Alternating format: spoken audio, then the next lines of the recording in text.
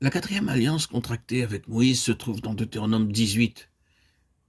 Elle dit ceci: L'Éternel ton Dieu te suscitera du milieu de toi, d'entre tes frères, un prophète comme moi.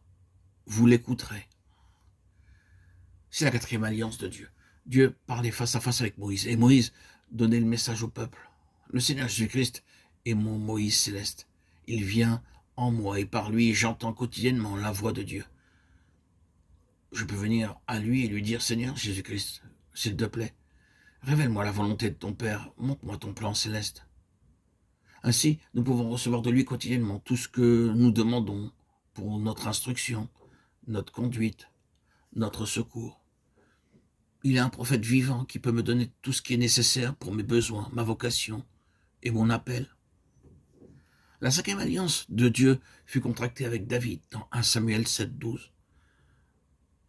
Quand tes jours seront accomplis, que tu seras couché avec tes pères, j'élèverai ta postérité après toi, celui qui sera sorti de tes entrailles, et j'affermirai son règne. Ce sera lui qui bâtira une maison à mon nom, et j'affermirai pour toujours le trône de son royaume. Dieu promit de bâtir une maison céleste par la postérité de David, et non par David lui-même. Dieu donna à David le modèle du temple dans 1 Chronique 28,19. C'est par un écrit de sa main, dit David, que l'Éternel m'a donné le modèle du temple afin qu'il soit construit par Salomon. Comme Dieu donna à David le modèle du temple pour qu'il soit construit par Salomon, nous avons reçu du Seigneur Jésus-Christ le modèle céleste de l'Église céleste. Dieu ne nous a pas appelés pour édifier une société, une association, une congrégation, une secte, mais pour construire l'Église céleste, sous la conduite du Seigneur Jésus-Christ, une Église qui doit contenir la plénitude de Dieu pour toujours. En recevant le plan céleste de Dieu jour après jour, sous son autorité et sa royauté, nous devenons une partie de sa maison céleste.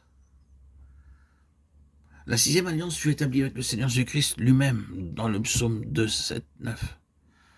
Je publierai le décret. L'Éternel m'a dit: Tu es mon fils, je t'ai engendré aujourd'hui. Commande-moi, et je te donnerai les nations pour héritage, les extrémités de la terre pour possession. Tu les briseras avec une verge de fer. Tu les briseras comme le vase d'un potier. Dieu fit une alliance avec son Fils, par laquelle il donna toutes les nations pour héritage. Quand vous prêchez l'Évangile, proclamez cette promesse. Le diable a usurpé la part du Seigneur, mais en marchant par la foi, dites: Seigneur Jésus-Christ, c'est ton héritage.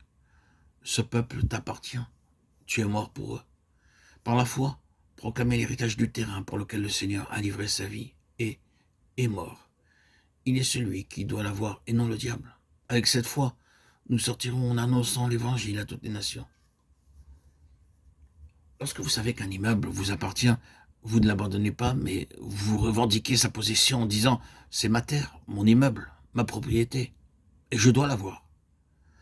De la même manière, en tant que co-ouvriers, nous proclamons l'héritage de notre Seigneur parmi toutes les nations. Et à cette fin, l'Évangile est ainsi proclamé parmi toutes les nations. Nous proclamons par la foi, en tant que co-ouvriers du Seigneur, l'héritage du Seigneur Jésus-Christ, qu'il s'est acquis par son propre sang, jusqu'à ce que nous devenions effectivement participants de l'héritage des saints dans la lumière,